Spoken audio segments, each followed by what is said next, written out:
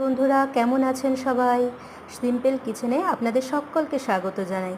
আজকে আমি বানাবো কাশ্মীরি আলুর দম। তো এখানে 1 কিলো আলু আমি প্রেসারে সিটি দিয়ে সেদ্ধ করে রেখে নিয়েছিলাম।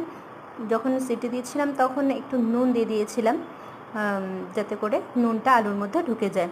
আর এখানে আমি নিয়ে নিয়েছি আলুর দমের মশলা, আর নিয়েছি আদা লঙ্কা জিরে বাটা, আর নিয়েছি এখানে কাজু বাদাম আমন্ড বাটা, আর নিয়েছি একটু টক দই। তো এই সমস্ত কিছু দিয়ে আমি আজকে আমার রেসিপিটা বানাবো। ভালো লাগলে অবশ্যই লাইক কমেন্ট এবং শেয়ার করে দেবেন। এবার আমি স্টার্ট করছি। আমি এখানে কড়াইতে গোটা গরম মশলা শুকনো লঙ্কা ফোড়ন দিয়ে নিয়েছিলাম। এবার একে একে যা মশলা ছিল সেগুলো সব তেলের মধ্যে দিয়ে দিলাম। ভালো করে কষে নেড়ে ছেড়ে আলুগুলোকে দিয়ে দিলাম। এবার আলুগুলোর মধ্যে মশলাগুলোকে মিশিয়ে নিলাম। মশলার মধ্যে দিয়েছিলাম আবার